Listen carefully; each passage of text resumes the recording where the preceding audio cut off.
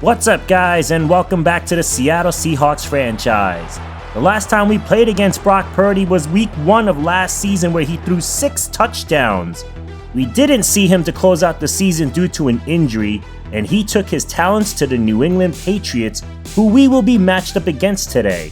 They have been winning with Purdy since they moved on from Drake May, and they enter this game on a 4-game winning streak, and only trailing the Bills by a game for the division lead. While Purdy has been playing well, it's really this team's defense that has been providing the extra support on their current success, and they added some extra juice to the defensive line by trading for Daron Payne. And here's a little fun fact for you: Daron Payne was also the first player ever to sack Cal Bird as a rookie, and he'll look to bring the heat in between the tackles again. The Patriots' first round pick this year was 3rd overall right tackle James Harden. He was selected right before Cal Bird, and that's an area we will attack when rushing the passer. And one guy we would like to see more from is second-year player Zach Ballard. With Byron Murphy out, we need someone from that D-line to step up, and Ballard just has not taken that extra leap to be a dominant interior lineman just yet. So hopefully that will change today. And it goes without saying that DK Metcalf will need to continue to be the focal point of today's offense, especially taking on a hot defense like New England. They'll look to build on that hat trick of finding the end zone, and there isn't a bigger moment than Monday Night Football. As always, thank you guys for watching. This is gonna be an exciting matchup. Please subscribe and like the video to help out the channel as we get this Monday night game kicked off. And week 12 will start with a touchback. This will be our first look at Brock Purdy in a New England Patriots uniform, sticking with the number 13. And the first play will be a handoff to Ramondre Stevenson for a short gain. And Zach Ballard already hurt on the opening play, as Stevenson will get it again, and he'll tack on 2 more. Tackle was made by Tyrell Dotson, who is usually all over the football, as Stevenson gets his 3rd touch, and Dotson once again all over the runner. And that is how the first drive will conclude for the Patriots. Braden Parks continues to be our return man, but he hasn't taken it to the house yet, as he makes a man miss on a spin move, and he will turn this into a very healthy return at the 30 for the offense. Cal Bird and the rest of the Seahawks team flashing their neon green jerseys, as Walker will fly by the defense like the Green Lantern, and that's a great sign for the offensive line off rip. We go as far as the big boys take us, as Walker doesn't get much that time. Kenneth Walker comes into this game as the leading rusher of the league, as Taylor's first reception of the day is a tough catch in traffic. Hey, how about not flipping our quarterback over? We can't afford him being on the ground. Naturally, that would mean it's a great moment for him to pick this up with his legs. Flag is down, and the ball is out! Recovered by New England, and this chaotic mess will end in yet another turnover. And it's clear as day on the second look that the ball is out. Patriots take over at midfield. Here's a sweep. It's Jalen Polk, and he's got daylight up the field and wrapped up from behind by Dotson. A little trickery there shown by New England, and they go back to a more traditional run as Stevenson breaks multiple tackles, and he'll gain another 7. It always seems that we struggle the most against power backs, but this is also some ugly tackling we're seeing today. And Ramondre Stevenson is really hammering us down when he gets a carry. With all the focus on Brock Purdy, we seem to have mismanaged our strategy on how to defend this run game, as he gets a good run, but this one is coming back. Holding offense. Purdy's only completion so far has been to Stevenson, but this time he's unable to connect to the backup Higgins. Brock Purdy is now 1 of 2 in the game. His 3rd pass of the night, and Brockers flattens out the intended receiver Hunter Henry, and the Patriots are the ones who will take the early 3-point lead. Cal Bird trying to make up for the turnover, and this safe play is well executed as Taylor will propel his way forward for 12. And now Tyler Steen is shaken up, and we will have Anthony Bradford take over for the rest of the game, as Walker will pick up 4 on the run to the left side.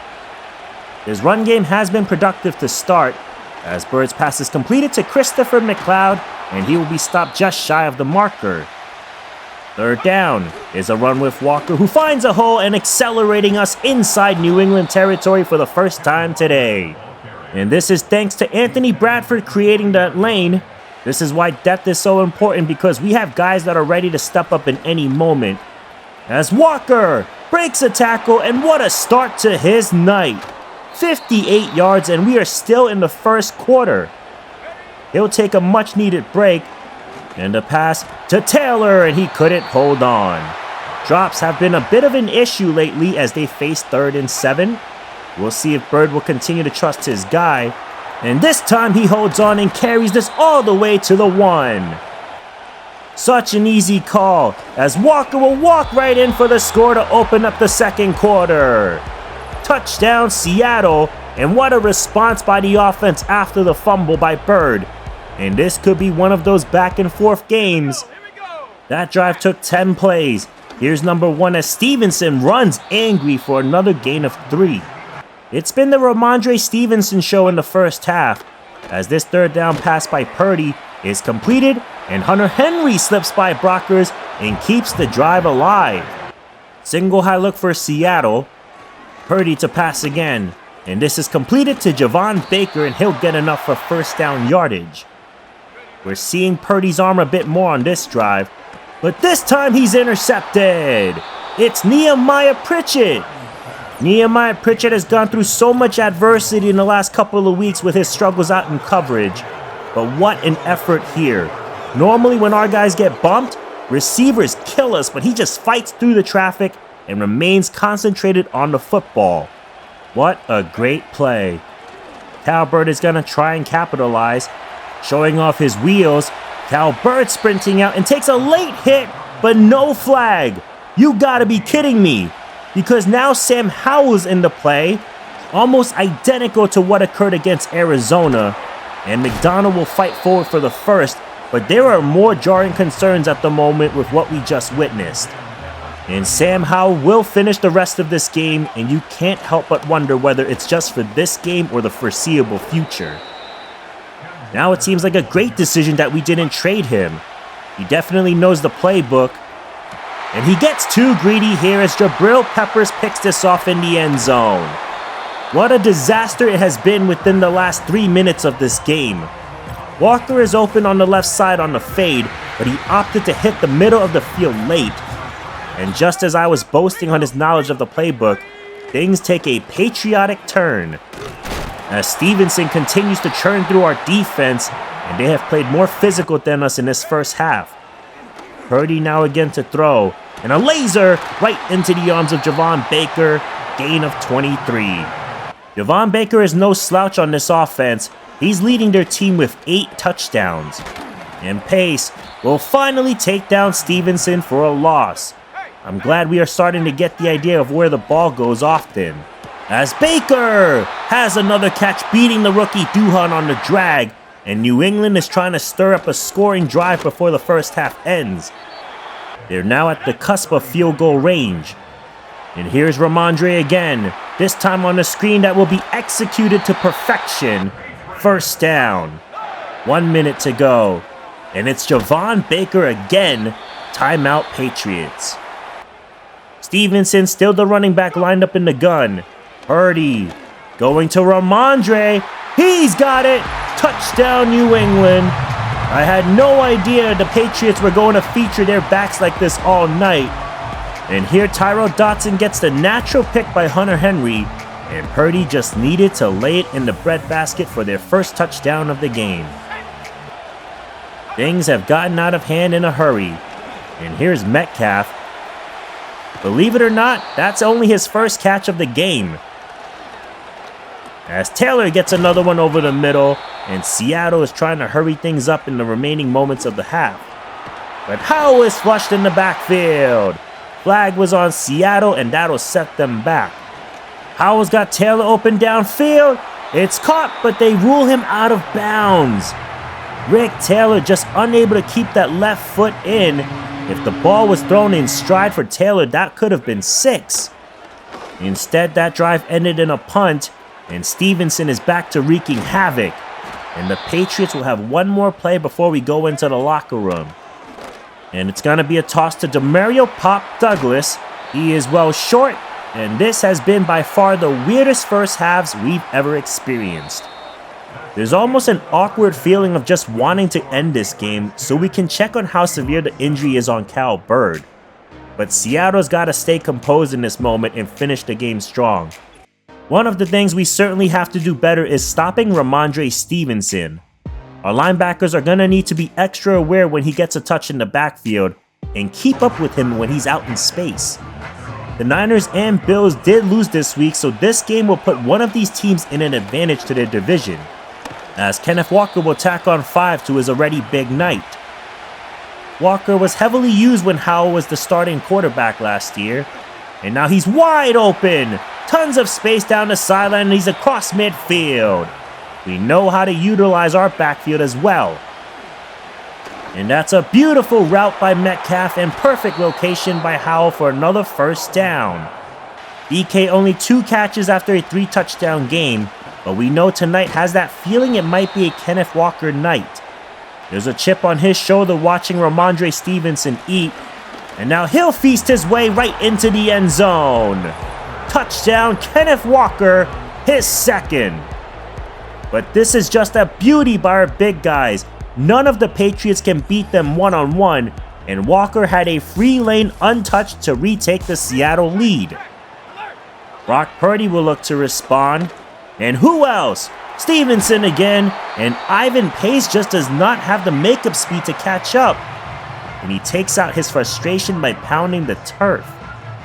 The effort is certainly there for our guys, and you can tell that they care, but it's been a tough night, no doubt.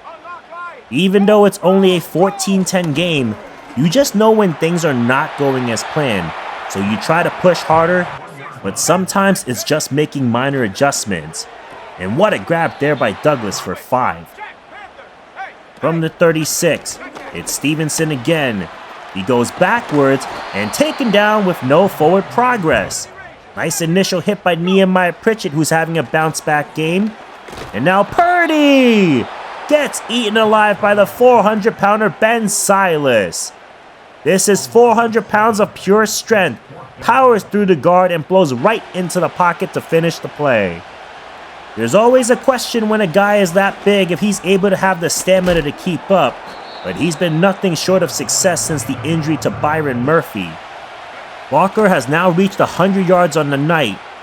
Another catch, and he sends a man flying! Kenneth Walker, what a night!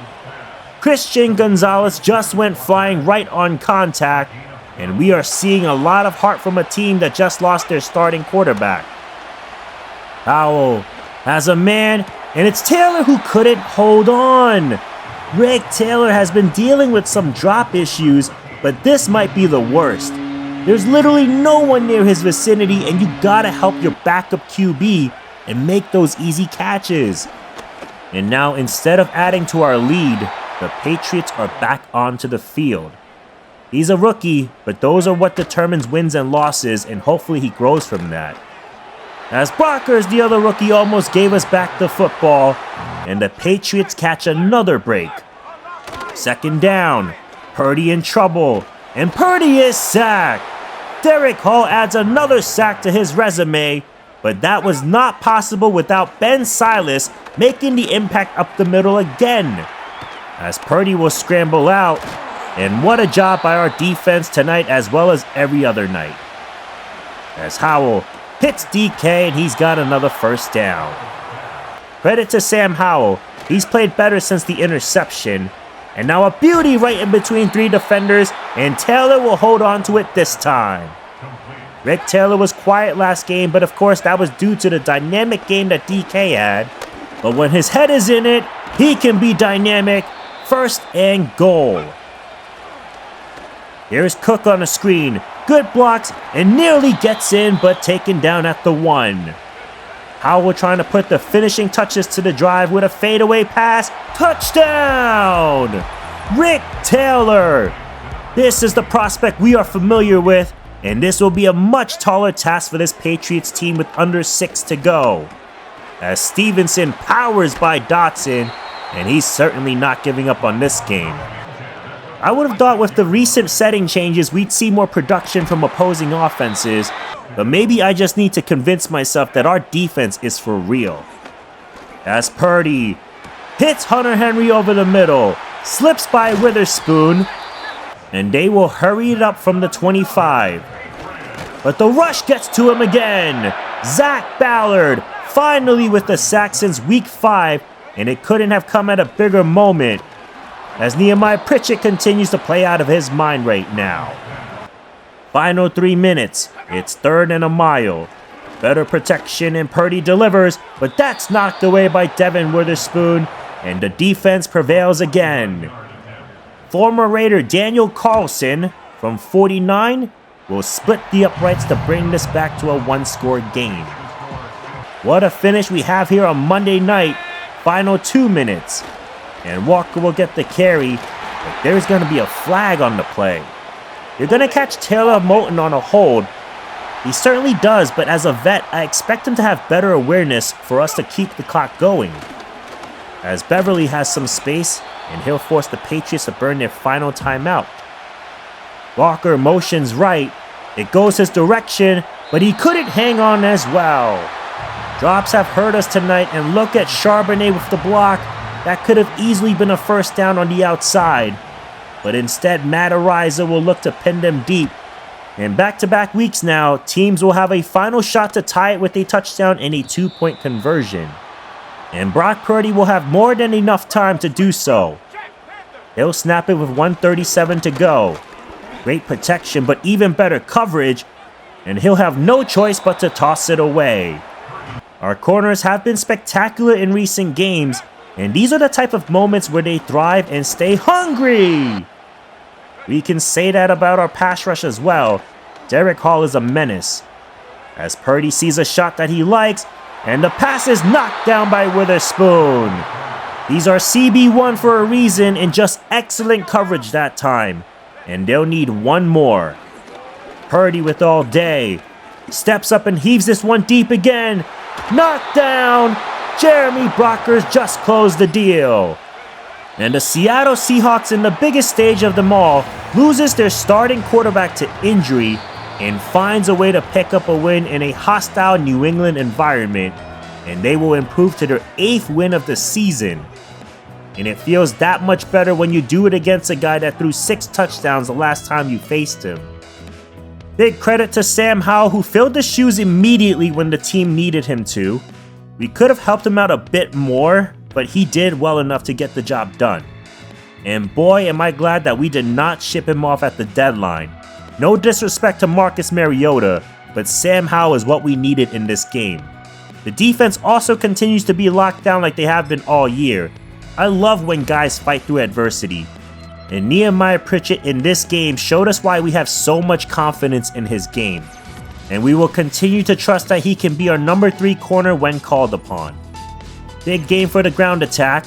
Kenneth Walker again over 100 yards, and the offense couldn't have done it without him and the offensive line.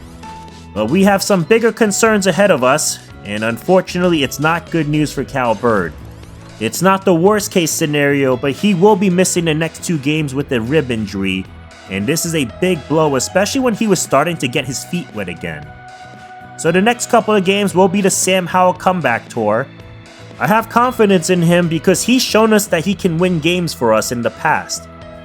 One area of concern is Rick Taylor.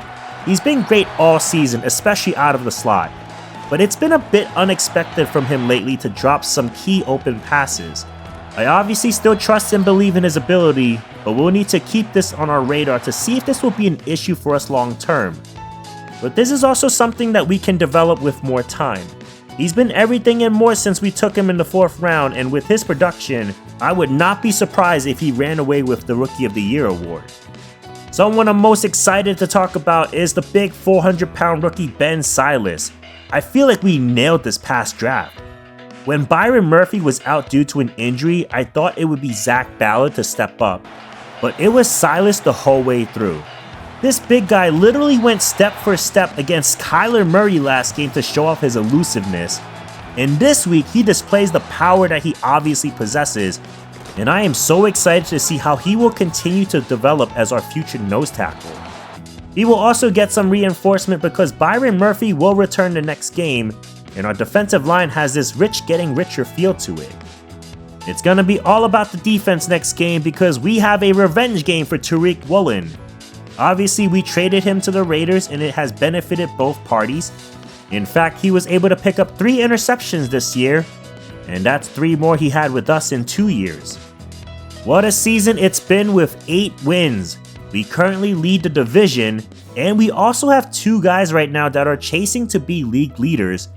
And we also have Metcalf, who is lingering with the 4th most yards. This is going to be quite a finish, but thank you guys so much for watching. Please subscribe and like the video if you haven't already. Comment down below your thoughts and feedback.